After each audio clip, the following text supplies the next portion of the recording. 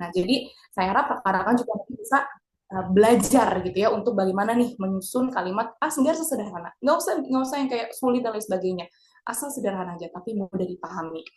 Ya, next. Nah, di sini ada unsur penting untuk bisa meningkatkan kemampuan public speaking kita dalam berkomunikasi itu ada saya rumuskan 4C plus 1D. Apa aja 4C-nya? Pertama, kredibel. Kredibel ini adalah dapat dipercaya. Dengan teman-teman dijuluki sebagai relawan pajak Renjani Untirta itu sudah menunjukkan kredibilitas teman-teman. Jadi teman-teman ini adalah perpanjangan tangan teks Untirta untuk bisa memberikan pelayanan terbaik kepada wajib pajak agar memudahkan pembayaran pajak. Itu berarti teman-teman adalah orang-orang terpilih, orang-orang yang sangat capable gitu ya, yang sangat kredibel. Nah, harus ditanamkan itu. Kemudian yang kedua, kompeten. Kompetensi berarti cakap, memiliki kemampuan. Oke, teman-teman di sini berarti berarti untuk latar belakang akuntansi ya atau dari berbagai jurusan ada. Akuntansi semua berarti ini ya? Ibu Vinta ya, akuntansi semua atau Tidak, Ibu, kita dari pajak, D3 pajak hmm, ada, D3 akuntansi ada, S1 akuntansi ada, S1 manajemen ada, ekonomi pembangunan ada. tuh Perbankan ada. ada luar Iya. biasa. Berarti memang tidak memandang itu, tidak memandang dominasi di mana, tapi dengan kemampuan teman-teman juga untuk terus belajar. Nah, itu bisa menunjukkan kompeten dari teman-teman semua. Nah, ini harus terus ditingkatkan gitu ya. Jadi dengan adanya relawan pajak ini juga pastikan teman-teman sering dikasih materi gitu ya, teori tentang pajak, tentang peraturan, up to date tentang berita pajak dan sebagainya, prosedur. Nah, itu juga salah satu cara untuk meningkatkan kompeten teman-teman dalam perpajakan gitu ya. Dan ketiga itu ada compatible. Compatible ini artinya harmonis, keselarasan atau lebih disingkatnya integrasi, integritas gitu ya. Jadi teman-teman melakukan segala kegiatan, segala aktivitas gitu ya, memberikan pelayanan terbaik kepada wajib pajak itu harus kompatibel, integritas apa yang disampaikan, apa yang diucapkan itu harus sesuai dengan apa yang dilakukan gitu ya. Jadi orang juga akan mudah percaya gitu dengan kita. Kemudian 4C, C itu apa? Caring, peduli. Ini juga tidak kalah penting. Mungkin teman-teman juga bisa merasakan ya, ketika teman-teman di sini merasa dipedulikan gitu. Pasti kan ada rasa, wah ternyata mereka sangat peduli ya sama kita gitu. Sebenarnya dengan tanpa disadari teman-teman memberikan bantuan, kemudahan kepada wajib pajak gitu ya. Ini kan seperti kayak konsultasi gitu ya, teman-teman ngasih coaching dan lain sebagainya gitu ya, mempermudah wajib pajak lah gitu untuk melakukan proses pajak. Nah, itu adalah salah satu bentuk caring, kepedulian teman-teman kepada wajib pajak. Dan itu juga salah satu juga bentuk kepedulian teman-teman terhadap negara gitu ya. Perpanjangan tangan dari negara untuk bisa membantu menunaikan kewajiban warga negara membayar pajak. Dan itu patut diapresiasi. Dan 1D terakhir adalah dinamik. Itu dinamis, artinya bergerak. Maksudnya teman-teman oke nih misalnya udah ahli di satu bidang atau misalnya sudah hatam di satu bidang. Nah, teman-teman jangan stuck di situ aja, tapi harus bertumbuh, harus bergerak. Kenapa? Karena hidup ini semakin hari ya semakin berkembang apalagi di zaman sekarang ya. Zaman sekarang ini persaingan sudah ketat. Tapi juga dipermudah nih dengan apa kemajuan teknologi. Teman-teman juga pasti bisa melihat gitu ya dengan buka sosial media, mungkin atau misalnya kayak YouTube, Instagram, atau bahkan TikTok kan banyak sekali ya informasi-informasi baru dari situ kan. Nah, jadi teman-teman bisa tuh gunakan kemudahan teknologi untuk mencari informasi, misalnya up to date tentang apa sih regulasi terbaru sekarang pajak, atau misalnya berita-berita tentang pajak, prosedurnya, dan lain sebagainya. Jadi gunakanlah itu untuk hal yang bermanfaat. Ya, next. Nah, ini adalah teknik public speaking. Jadi, alhamdulillah saya juga sering ya ngasih training di kantor saya juga saya ngasih training tentang public speaking, lebih pada soft skill, pengembangan diri, komunikasi, dan dari setiap sesi itu saya selalu rangkum bahwa apapun itu kegiatan teknik public speaking itu hanya 4 yang dibutuhkan, 4 saja teman-teman. Teman-teman bisa jago aja menguasai 4 ini, saya yakin 100% pasti teman-teman bisa memaksimalkan potensi teman-teman dan bahkan bisa lebih dari saya gitu. Jadi teman-teman harus bisa punya rasa semangat gitu ya untuk terus belajar. Nah, apa aja 4? Pertama, ini harusnya paling dasar, fondasinya apa? Percaya diri. Gimana kita bisa mempercayai orang lain, terutama wajib pajak nih. Misalnya teman-teman dihadapkan oleh wajib pajak, bagaimana teman-teman memberikan konsultasi, memberikan saran, nasihat kepada wajib pajak, tapi teman-teman juga tidak percaya atas apa yang diomongkan. Nah, jadi ini harus menjadi fondasi. Kayak, Kak, saya tidak percaya diri. Harus dilatih. Dengan cara apa? Dengan cara harus tahu nih kemampuan teman-teman di mana, kekurangan teman-teman di mana. Ketika tahu kemampuannya di mana, kembangin. Ketika tahu kekurangan di mana, perbaiki. Nah, itu harus seimbang. Seiring dengan berjalannya waktu, nanti pasti teman-teman juga akan muncul gitu ya rasa percaya dirinya. Tapi harus tengah-tengah ya, harus stabil. Jadi jangan over confident, jangan terlalu pede juga, tapi jangan under confident, jangan terlalu rendah. Jadi kita harus pas porsi, kan sesuatu yang berlebihan atau yang kurang tidak baik kan, akan lebih baik seimbang. Jadi nanti teman-teman harus bisa pede gitu ya. Kemudian yang kedua ada teknik vokal. Pasti teman-teman saya yakin akan berbeda responnya ketika mendengar orang yang berbicara tanpa intonasi, tanpa dinamika gitu ya, tanpa pokoknya ritme, datar aja. Pasti akan terasa bosan, betul ya? Nah, akan tertarik pasti pada orang yang berbicaranya itu penuh dengan tadi vokalnya, dapat dinamikanya dimainkan, intonasinya, kapan saat harus penekanan, kapan harus naik kata-katanya, atau misalnya kapan harus turun suaranya gitu, kapan harus kencang, kapan harus pelan gitu kan. Nah, nanti disesuaikan dengan konteks pesannya. Mana yang ingin ditekankan oleh teman-teman, mana yang ingin diperdalam makna pesannya oleh teman-teman. Nah, nanti di situ teman-teman bisa mengimplementasikannya pada saat berhadapan dengan wajib pajak. Kemudian keempat, ekspresi, ekspresi gestur tubuh. Bahkan dalam komunikasi teman-teman, banyak 58% itu komunikasi didominasi oleh ekspresi dan gestur. Nah, sisanya berarti setengah-setengah tuh. Setengah-setengahnya dipengaruhi oleh intonasi suara, dan berarti setengahnya oleh diksi kata-kata. Jadi, sebenarnya ekspresi tubuh, body language, memainkan peranan penting. Kita akan lebih segan kepada seseorang yang bisa, ibaratnya ketika berhadapan dengan orang lebih tua, dengan cara sopan, tunduk, dan sebagainya. Nah, itu akan menggambarkan kualitas diri teman-teman. Jadi, harus bisa ya, harus bisa memainkan gesture pada kapan kita, ketika misalnya obrolan atau pembicaraan yang suasana sedang senang, teman-teman senang gitu ya, teman-teman senyum dan sebagainya. Tapi kalau misalnya ada waktunya serius, tonjolkanlah, tunjukkanlah ekspresi gestur yang teman-teman juga serius gitu ya. Jadi serius dan tegas. Nah, itu orang pasti akan menghargai teman-teman. Kemudian yang keempat ada komunikatif. Nah, komunikatif ini lebih kepada responsif. Jadi pada saat berbicara, apalagi pada saat nanti berhadapan dengan wajib pajak ya, teman-teman pasti kan nanti berhadapan dua orang. Tidak mungkin dong teman-teman terus yang berbicara. Ada waktunya, ada saatnya, para wajib pajak ini, orang yang teman-teman ajak bicara ini diberi kesempatan untuk bicara. Tugas teman-teman apa? Mendengarkan. Jadi ketika teman-teman berbicara, lawan bicaranya harus mendengarkan. Dan ketika lawan berbicara, gantian nih, teman-teman harus mendengarkan. Itulah yang komunikatif. Jadi adanya interaksi. 50-50, 50% berbicara, 50% mendengar. Agar apa? Agar tadi adanya feedback. Nah, timbal balik. Kecuali kalau misalnya forumnya seperti saya ini, forum misalnya presentasi, tadi forum besar, berbicara di depan banyak umum, ngasih seminar, materi, memang harus seorang pembicara yang dominasi berbicara. 70 atau 80% berbicara, berarti 20 atau 30%-nya nanti memberikan kesempatan pada peserta untuk berbicara, yaitu dengan sesi tanya jawab misalnya. Nah, itu ada porsinya. Tapi di sini teman-teman, karena konteksnya akan berhadapan dengan wajib pajak, maka teman-teman harus 50-50 gitu ya. Jadi jangan terus berbicara, berilah kesempatan orang untuk berbicara ya. Seperti itu. Next. Ini hal yang wajib diperhatikan. Nah, ini juga sama. 3 poin penting yang harus teman-teman perhatikan dan kalau bahkan bisa kuasai pada saat melakukan public speaking atau komunikasi. Pertama apa? Relax. Ini kunci utamanya.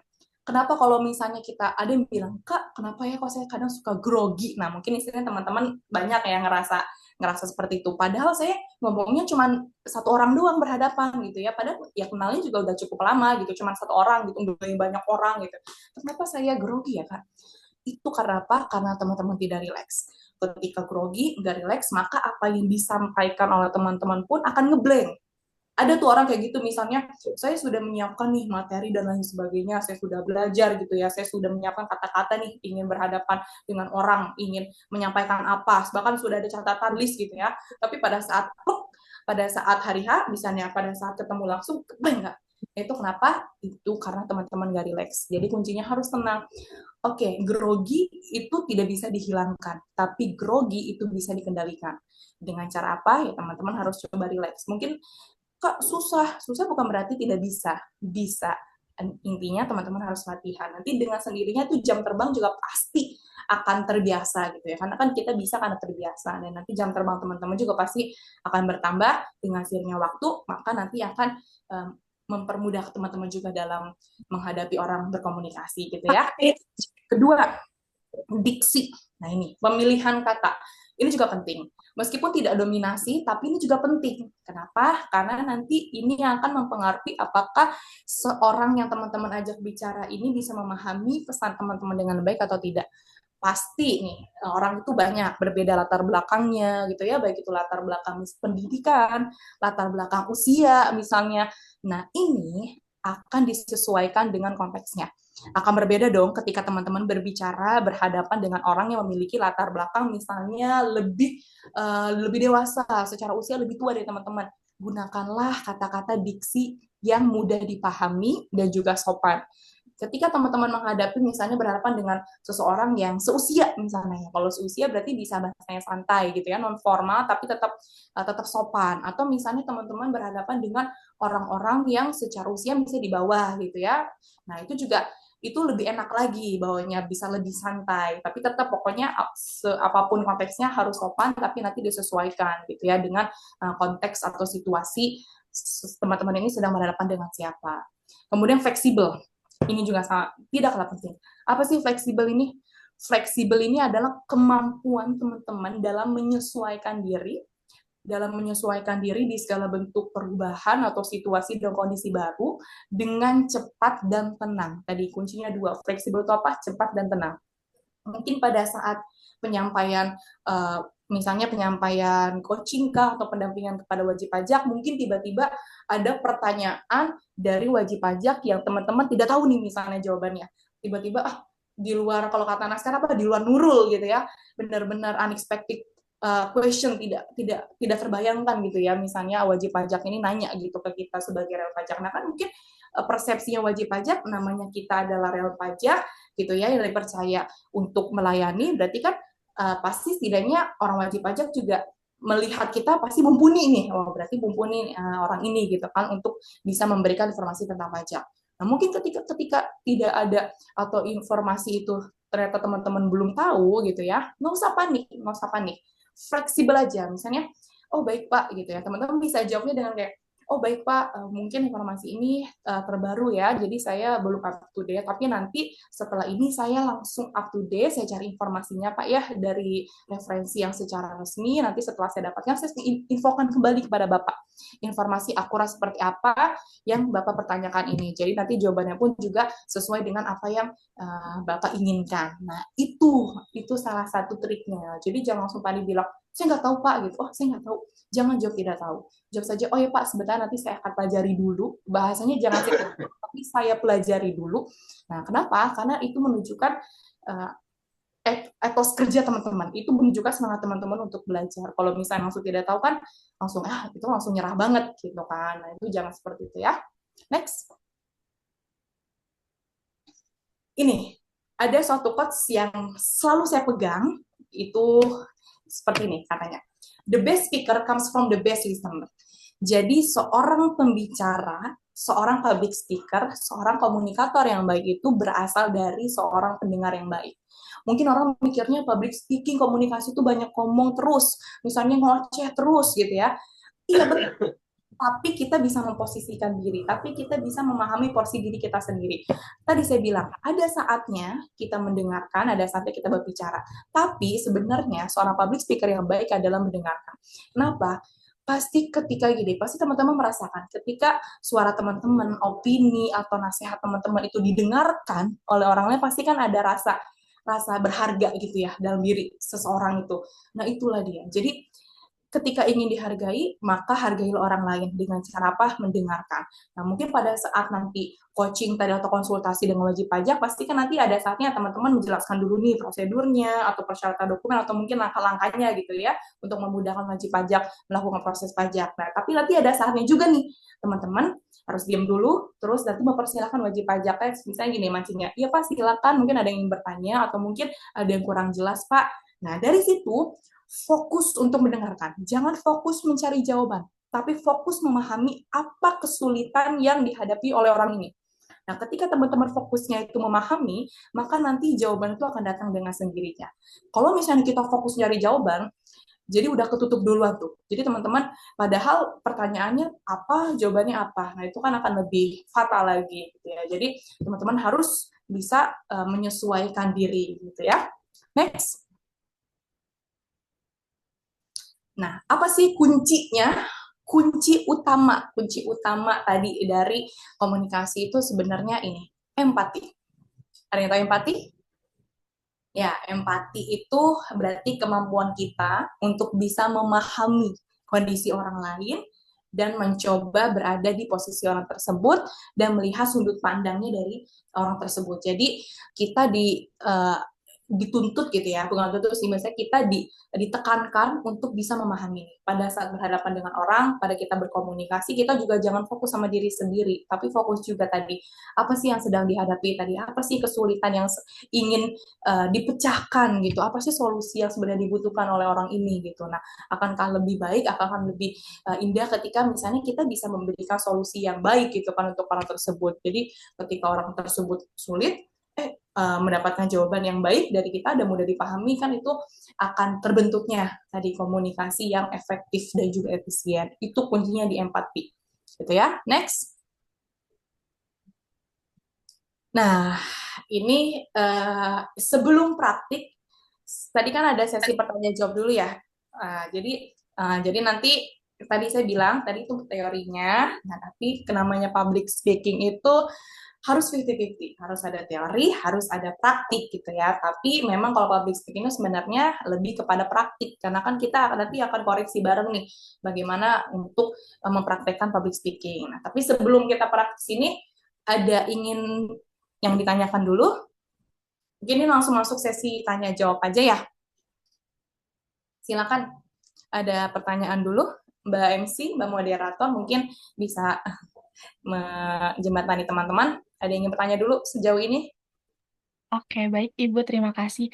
Baik teman-teman, jika ada yang ingin ditanyakan atau di-sharing ke Ibu Helena, dipersilahkan ya.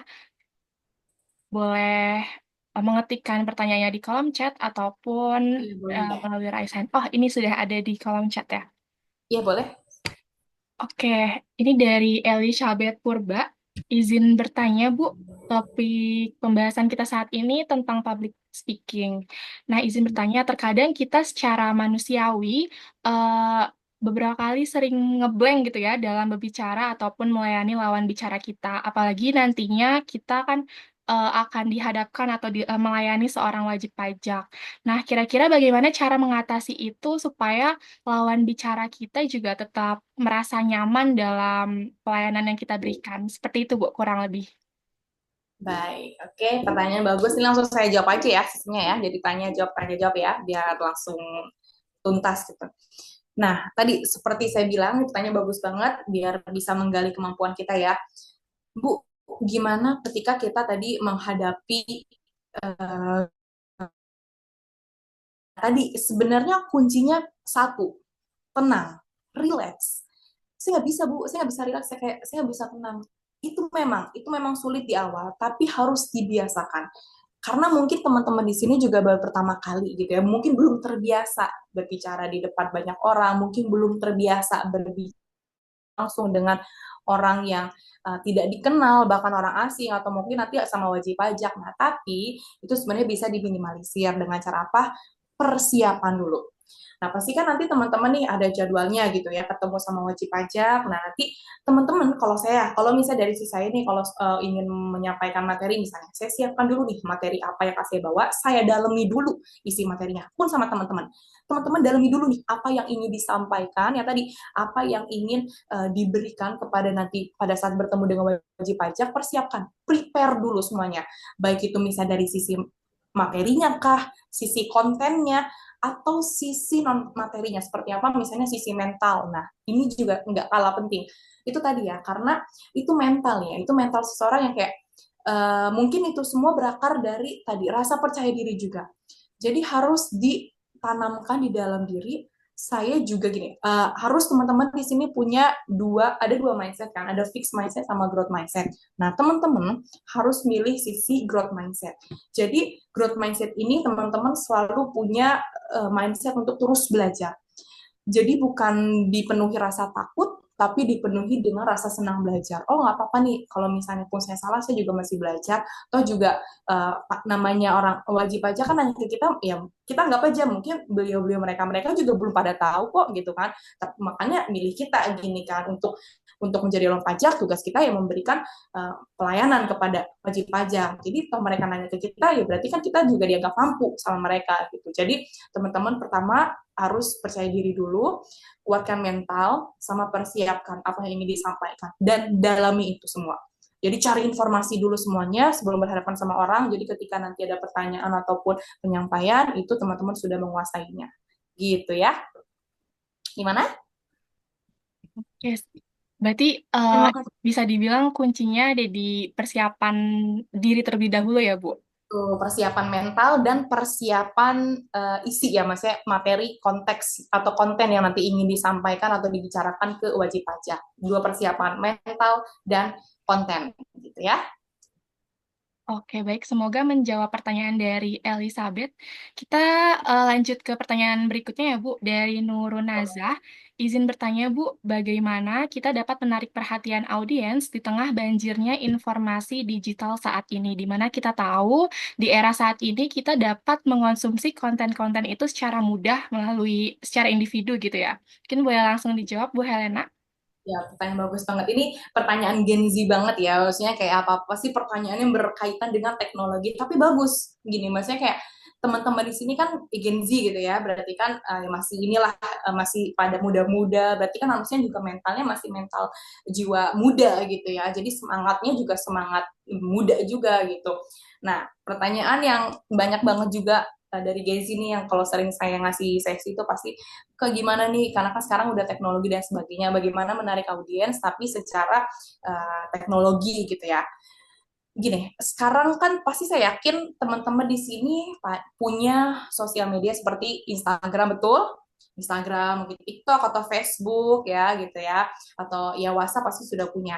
Nah, bagaimana cara menarik perhatian audiens di tengah banjir informasi di era digital, yaitu dengan cara, kan sekarang ini banyak nih, kalau dalam membuat video dan sebagainya, itu gunakanlah, kan banyak kayak video editor dan sebagainya. Nah, jadi gunakanlah keunggulan atau keindahan dalam visualisasi video gitu ya. Jadi seperti misalnya gini, ada di Instagram saya juga, saya suka bikin konten gitu ya terkait tentang public speaking gitu dan sebagainya. Nah, saya gunakan konten-konten dengan memaksimalkan visual dan audio.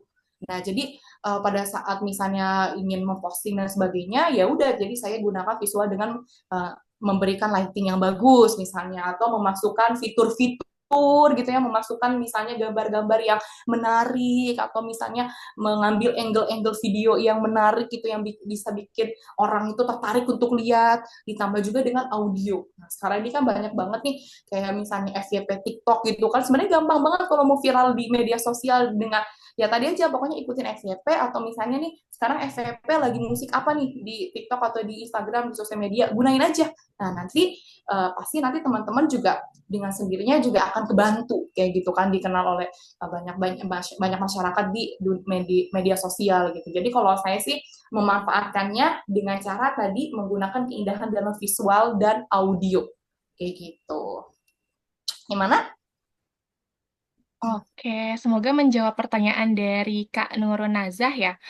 Oke. Oke, untuk teman-teman yang lain, jika masih ada yang ingin ditanyakan atau ada yang ingin di-sharing ke Ibu Helena, dipersilahkan untuk mengetikkan pertanyaannya di kolom chat ataupun bisa juga langsung mengaktifkan fitur raise hand. Nggak apa-apa, ini nggak ada yang langsung nanya langsung gitu, kan akan berbeda loh sensasinya gitu. Jadi gini, tadi seperti saya bilang, pokoknya manfaatkanlah ya momen ini, kesempatan ini untuk teman-teman melatih kemampuan public speaking. Nggak usah takut, misalnya kak takut salah, bu takut gagal dan sebagainya. Nggak ada. Kita di sini semua sama-sama belajar. Kita di sini semua sama-sama menimba ilmu. Pun sama, saya juga di sini, mungkin tanpa teman sadari, saya juga banyak ilmu dari teman-teman mungkin nanti. Mungkin juga tanpa sadari, dengan adanya acara ini, saya juga bisa menambah ilmu baru. Jadi kan, ada yang bilang kalau misalnya kita mengajari orang lain atau kita berbagi dengan orang lain, itu sebenarnya kita juga sedang menyerap informasi baru untuk diri sendiri. Nah, jadi jangan takut. Sama, saya juga awalnya ya mungkin gitu ya, saya juga awalnya juga sama nih kayak mungkin teman-teman di sini belum berani kayak tadi kak, saya belum pernah ngomong di depan kamera atau ngomong di depan banyak orang gitu ya. Nah, coba aja nggak apa-apa. Terus kita juga ya pastikan teman-teman renjadi juga gitu kan, bukan di luar Untirta juga kan gitu. Jadi nanti, nah apa nanti pada saat teman-teman kita di sini berbicara atau sharing, nah nanti kalau misalnya memang ada sesuatu hal yang kita koreksi bareng-bareng ya kan itu juga bagus untuk kebaikan kita, berarti untuk bahan pembelajaran kita gitu. Jadi it's okay, nggak apa-apa, kita sama-sama belajar di sini gitu. Ayolah, gunakanlah momentum ini dengan sebaik-baik mungkin sambil praktik lah sebelum nanti pada saat di ke lapangan gitu ya, ketemu wajib pajak. Cobain sensasinya gitu. Misalnya gini, akan berbeda teman-teman ketika berbicara secara langsung ya, tatap muka dengan orangnya secara fisik dengan berbicara di depan layar. Nah, pasti kan beda gitu. Nah, cobain sensasinya. Nanti pasti teman-teman juga nanti bisa merasakan. Oh, nanti dengan sendirinya pasti kayak ada, oh iya ya ternyata kalau ngomong langsung ke orang tuh yang dibutuhkan ini. Nah, ketika ngomong di depan layar, ternyata yang dibutuhkan itu dalam public speaking atau mengkomunikasikan suatu hal itu yang dibutuhkan ini gitu. Nah, jadi harus cobalah, jangan takut gitu. Kan saya juga sama alumni Untirta juga gitu. Jadi ya udah saya anggap adik sendirilah gitu. Jadi saya pengen ilmu pengalaman gitu ya yang saya dapatkan selama ini, selama saya di Tirta dan selama saya bekerja juga sekarang, saya ingin berbagi ke adik-adik semua. Jadi saya pengen yang merasakan manfaat dan kebaikannya bukan hanya saya tapi teman-teman, karena saya pengen adik-adik semua di sini kita sama-sama satu rumah, kita sama-sama satu alma mater, saya ingin memajukan teman-teman. Jadi saya pengen teman-teman juga maju ya, bahkan bisa lebih dari saya yakin kok teman-teman di sini, adik-adik di sini punya potensi gitu ya. Jadi kita harus sama-sama semangat gitu ya, membangun Untirta lebih maju lagi, terus untuk tech center gitu ya. Ayo silakan. Kalau tidak ada, ya udah kita ini dulu. Kalau bisa nanti karena kita punya waktu berapa lagi, Mbak ini MC, kita coba dulu praktik satu orang Izin dua Bu, orang. ini ada yang Ada lagi? dua orang. Kita Oh ke boleh. kita ke Kak Salwa terlebih dahulu ya. Oh boleh, siap Kan Kak siap siap. Salwa. Boleh boleh. Baik, terima kasih atas kesempatannya. Izin perkenalkan diri, nama saya Salvidiana. Baik, izin bertanya. Tadi sebenarnya sudah dibahas ya dalam hal yang wajib diperhatikan di poin fleksibel. Tapi saya mau bertanya lebih dalam nih Bu, bagaimana cara menghadapi atau menjawab pertanyaan yang sensitif soal pajak? Mungkin ada wajib pajak yang penasaran akan hal yang sedang viral atau yang sedang menjadi obrolan oleh semua orang. Tapi di satu sisi juga kan kita sebagai relawan pajak itu harus bisa bikin mereka tetap nyaman dan nggak canggung.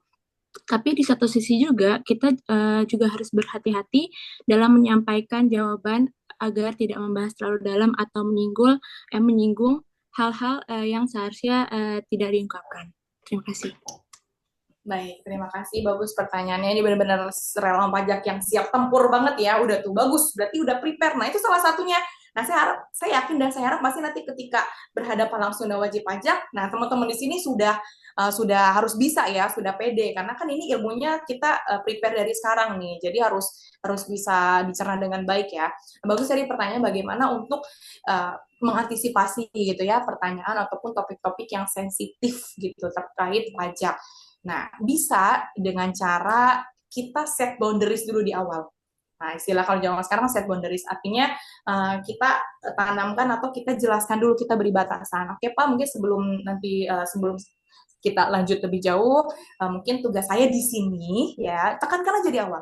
Jadi Pak, izin tugas saya di sini, Bu, izin tugas saya di sini, yaitu hanya sebagai perpanjangan tangan dari Tax Untirta, berarti artinya saya di sini sebagai fasilitator untuk mempermudah Bapak dan Ibu dalam proses melakukan atau membayar pajak gitu dan sebagainya ya. Nah, jadi dengan teman-teman ngomong seperti itu, saya yakin kok pasti nanti wajib pajak juga sudah tahu maksud dari teman-teman itu seperti apa. Jadi nanti dari wajib pajak pun juga tidak akan tuh misalnya ya mengembangkan topik-topik yang sensitif gitu ya. Karena saya yakin pasti wajib pajak juga kan pasti kebanyakan juga yang sudah bapak-bapak ibu-ibu ya, misalnya yang sudah secara usia atau secara latar belakang juga pasti sudah berpengalaman dari teman-teman. Jadi saya yakin dengan teman-teman ngomong seperti itu pun juga mereka juga sudah memahami maksudnya. Nah, jadi intinya teman-teman harus set boundaries dulu gitu ya di awal, ucapkan saja atau misalnya berikan pemahaman kalau saya di sini hanya sebatas ini saja ya Pak, menyampaikan informasi, membantu saja Bapak untuk mempermudah proses ataupun alur dalam membayar pajak gitu Pak. Gitu aja sih. Jadi kalau pun, nah misalnya gini, karena kan sifat orang atau karakter orang beda-beda gitu ya. Ada yang tiba-tiba mungkin kebetulan dapat wajib pajaknya yang seneng ngobrol atau sebagainya.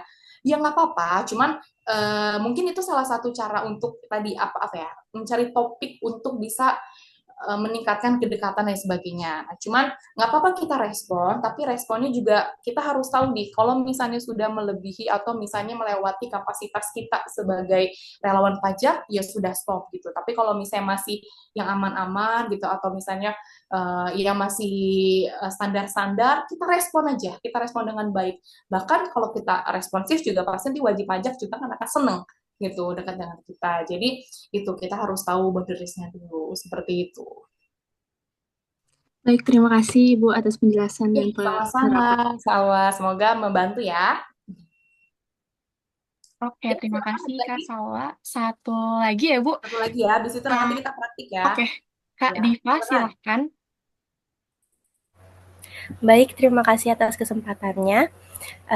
Sebelumnya perkenalkan, nama saya Diva Fityaning Tiasutirahmi, izin bertanya, menurut Ibu, apakah gaya bahasa tubuh itu penting dalam berbicara di depan umum, Ibu? Dan apakah gaya bahasa tubuh ini efektif untuk orang-orang yang baru belajar public speaking? Mungkin karena menurut saya pribadi, kalau kita menggunakan bahasa tubuh itu biasanya kita akan sangat terlihat groginya gitu, Bu. Ada nggak sih cara yang baik untuk berbicara di depan umum dengan menggunakan gaya bahasa tubuh ini, Bu? Terima kasih. Baik, terima kasih Diva. Bagus-bagus pertanyaannya nih, orang pajak keren-keren sih. Misalnya, ya tadi kali ya Gen Z, namanya Gen Z, curiosity-nya, kekepoannya, tapi gunainlah kekepoan ini untuk hal baik, itu bagus gitu ya. Jadi terus gali ilmu. Nah, pertanyaan bagus, bagaimana untuk menampilkan ya pada saat kita di depan orang atau melakukan public speaking, bagaimana sih peran body language itu, seberapa besar peran body language atau bahasa tubuh itu terhadap keberlangsungan komunikasi kita. Penting sekali. Nah, ini tadi. Tapi ada juga yang menunjukkan bahwa ketika kita bergerak menggunakan bahasa tubuh itu menandakan grogi dan sebagainya. Sebenarnya tidak. Ketika kita tahu batasan tadi atau tahu konteks dan kontennya seperti apa.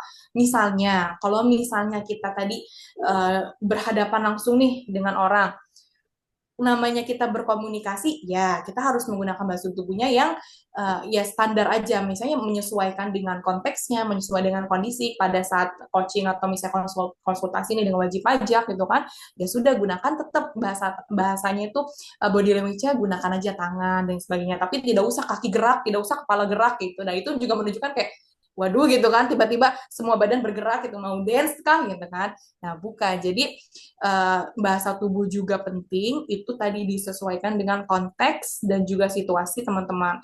Kalau misalnya seperti saya, misalnya nih, saya berarti kan berbicara di forum, nah itu saya semua harus gerak, maksudnya ya tangan juga, ya mungkin nanti kepala juga, atau misalnya gerak badan dan sebagainya. Kenapa? Karena kan di sini saya mendominasi gitu. Jadi saya harus mencari cara bagaimana teman-teman ini tertarik gitu ya.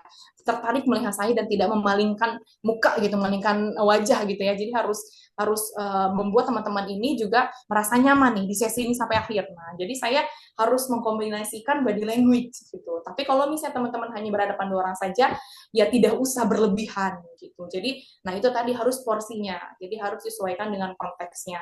Tapi biasanya umumnya kalau kita ngobrol itu minimal itu menggunakan bahasa tangan aja. Misalnya, oh iya Pak silakan ada pertanyaan gitu kan. Oh ya mungkin, nah untuk mungkin lebih penekanan gitu ya. Kalau penekanan, oh ya Pak jadi nanti di sini Bapak setelah ini prosesnya di sini.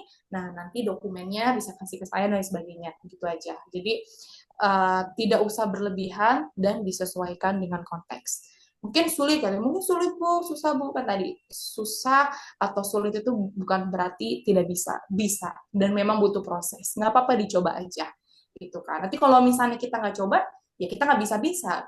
Pun sama, saya bisa berbicara seperti ini, awalnya saya juga sama.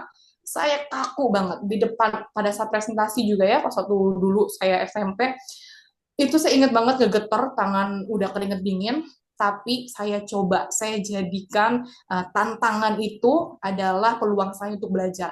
Dan alhamdulillah teman-teman, ya tadi ups and down ada aja, tapi ya tadi kemampuan kita endurance ya. Jadi kalau kita semangat, kitanya juga mau belajar gitu ya, ya udah nanti alhamdulillah insya Allah dipermudah. Hanya alhamdulillah saya menjadi duta bahasa. Sekarang saya juga di perusahaan ini ngasih training kepada karyawan-karyawan di Spite. Nah itu kan juga alhamdulillahnya itu juga karena saya ini juga terus belajar. Nah, saya mau itu semua diterapkan di teman-teman semua. Gitu ya. Itu clear ya? Terima kasih. Gimana? Diva ya? Cukup Ibu, baik Ya. terima kasih banyak Terima kasih, Ibu. semoga bermanfaat ya. Mbak Engsi, boleh kita coba praktik dulu? Mungkin seorang dua Boleh, orang. Ibu. Silahkan. Tadi juga sebenarnya kita sudah melakukan sesi praktik juga sih gitu ya, sesi praktik dan konsultasi juga nih.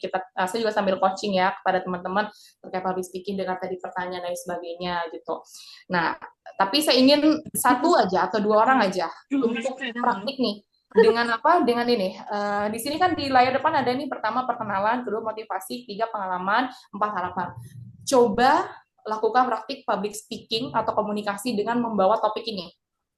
Salah satu orang aja siapa, dengan senang hati boleh, dengan keberaniannya pengen nyoba, jadi susunlah sebuah kalimat gitu ya, nggak usah panjang-panjang ya, ya 60 detik lah kali ya, atau 1 menit lah, nggak usah panjang-panjang, atau 2 menit, kan cuman perkenalan aja, nama saya siapa gitu ya, dari mana, semester berapa, ini kebanyakan semester berapa nih, campur ya berarti ya, campur. Nah, terus motivasi ikut relawan pajak Renjani Teks Untirta itu apa gitu loh. Terus pengalaman sudah sejauh mana aja teman-teman ngikutin Teks Untirta, Renjani Untirta ini, dan harapan kedepannya apa.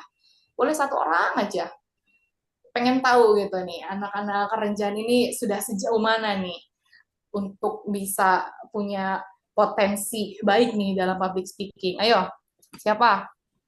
Yuk, Nanti ditunggu sambil teman-teman. aja ya, misalnya nanti sambil berjalan, mungkin kalau ada sesuatu hal yang mungkin saya koreksi, ya kita koreksi bareng, atau nanti mungkin ada sisipan-sisipan dari saya nih berdasarkan pengalaman ya, pada saat praktik public speaking seperti apa, nanti saya akan kasih masukan. Ayo, sama-sama kita belajar. Yuk, teman-teman ditunggu. Yang rela temannya menjadi sarana belajar. Harusnya harus bangga dong, harus senang. Oh, saya nih jadi orang yang dijadikan untuk pembelajaran orang banyak loh. Jadi kan artinya teman-teman ini bermanfaat, berguna gitu. Jadi bergunanya juga bukan untuk diri sendiri, tapi juga untuk kebaikan orang lain. Nanti ketika teman-teman bermanfaat, kebaikan teman-teman juga dirasakan oleh orang lain, nanti teman-teman kebaikannya akan berlipat ganda. Seperti itu. Ayo. 1 aja, bebas mau cewek mau cowok, tapi dari tadi cewek terus yang ngomong ya, 2 orang tadi tuh ya. Ayolah 1 cowok boleh. Yuk, boleh teman-teman yang Bahasa laki-laki. cowok atau bahasa cewek beda. Iya gitu kan, bahasa cowok atau cewek beda. Nah, saya pengen lihat maksudnya bagaimana nih teman-teman juga bisa menggunakan kosakatanya, kayak gitu ya, bagaimana menempatkan kalimatnya, atau mungkin nanti dibuka nih on kamera, bagaimana ekspresinya. Ayo 1 orang, sebelum waktu kita habis nih, berapa menit lagi nih Mbak? Iya, ini udah mepet sama waktu nih teman-teman. Yuk, yang mau menawarkan diri, setuju banget sama Ibu Helena, jangan takut dan jangan malu. Justru teman-teman seharusnya bisa memaksimalkan kegiatan pembekalan ini sebelum nantinya teman-teman terjun langsung gitu, ketemu langsung dengan wajib pajak, dengan masyarakat, dan juga mungkin nanti teman-teman akan ketemu dengan UMKM dan lain sebagainya. Jadi, yuk Tuh, kita maksimalkan kegiatan pembekalan ini gitu. Ditunggu nih teman-teman, siapa yang mau menawarkan diri? satu orang saja. Nanti bagaimana menyampaikan perkenalan, motivasi, pengalaman. Ayo, satu saja. Nanti kalau nggak ada yang maju nggak beres-beres nih. Jadi itu yang jadi ininya. Kalau nggak ada satu pun nggak beres-beres. Atau Mbak MC-nya mau wakili teman-teman. Nggak apa-apa, nanti kita sama-sama belajar di sini. Nanti saya kasih masukan dan sebagainya.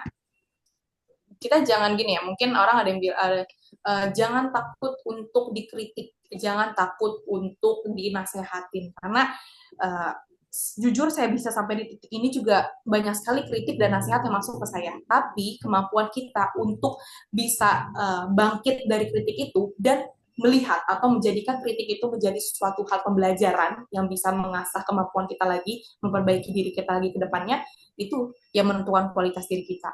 Nah, jadi anggaplah kritik ini sebagai suatu hal yang membangun gitu. Sebenarnya orang yang ngasih saran gitu ya, atau ada yang ngasih kritik, itu sebenarnya mereka tuh care, peduli akan kebaikan kita. Oh, misalnya di sini kurang tepat nih, kayak gini Mbak, kayak gini-gini ya gitu. Apalagi saya di dunia pekerjaan ya, banyak sekali gitu kan. Nah, banyak sekali masukan kritik gitu kan, apalagi dari atasan, dari rekan kerja. Nah, mungkin orang yang tadi, kalau punya mental yang nggak kuat, pasti nganggapnya, aduh, saya direndahin nih sama orang, atau misalnya aduh saya ngerasa dikritik nih, saya nggak bisa nih, saya nggak mampu nih dari orang itu. Enggak teman-teman, enggak, bahkan itu adalah kesempatan baik teman-teman. Untuk apa? Untuk bisa memperbaiki diri dan nanti bahkan bisa melebihi orang tersebut gitu. Jadi jangan pernah takut gitu ya.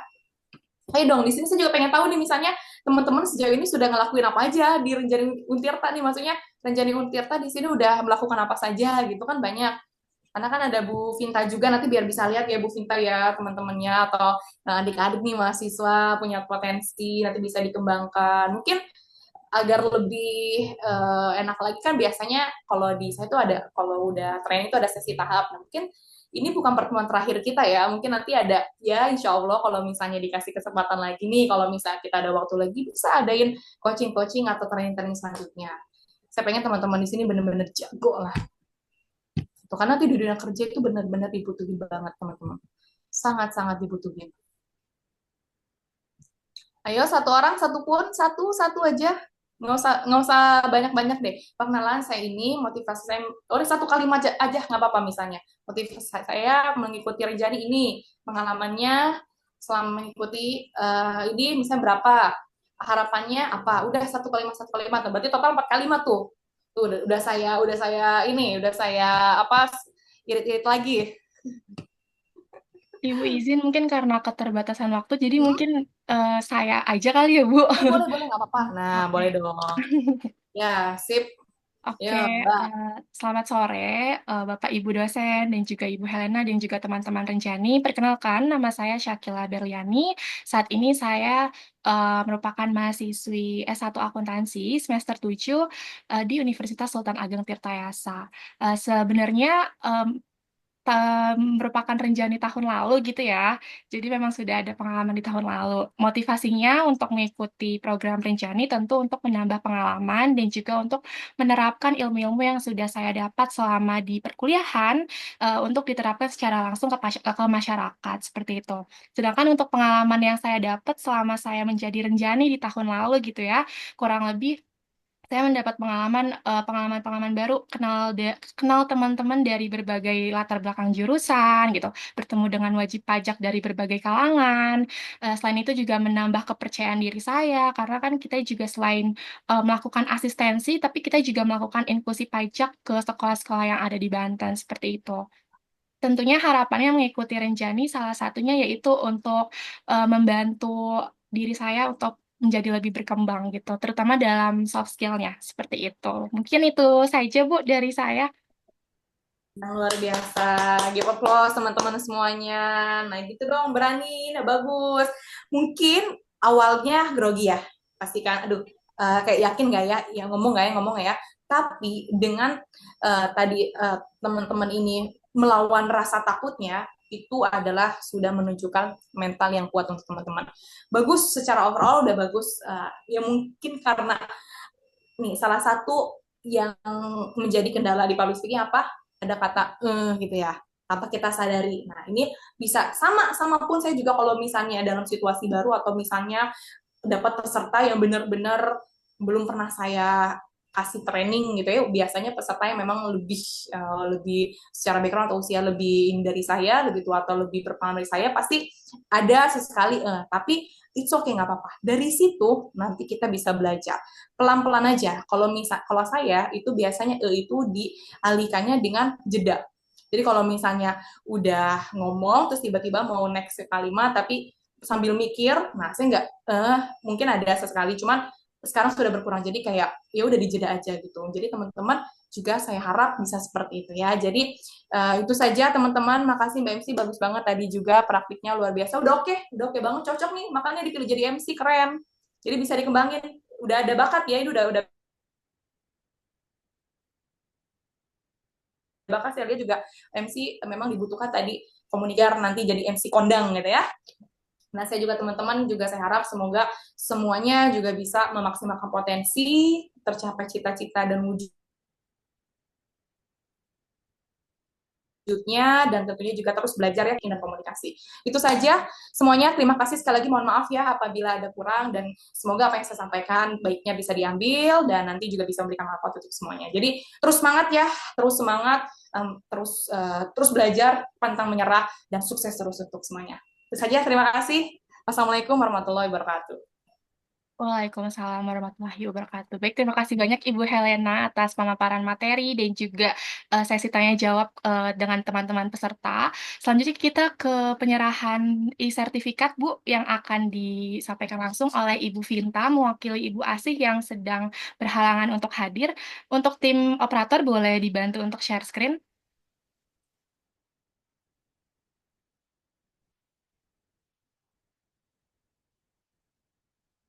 Baik, dipersilakan untuk Ibu Vinta. Baik, terima kasih banyak saya ucapkan kepada Ibu Helena sudah memberikan materi yang sangat luar biasa kepada anak-anak atau bahkan adik ya, ini adik-adik Ibu Helena. Mungkin memang antusiasnya agak kurang ya kalau dikasih contoh, tapi saya berharap mungkin next bisa ada sesi selanjutnya buat menggali potensi public speaking mahasiswa-mahasiswa ini, karena emang public speaking sangat dibutuhkan bukan hanya saat relawan pajak saja, nanti ini bekal buat kalian project-project selanjutnya, kerja-kerja kalian selanjutnya. Oke. Terima kasih Bu Vinta atas kesempatannya, sukses terus juga buat Bu Vinta. Yes.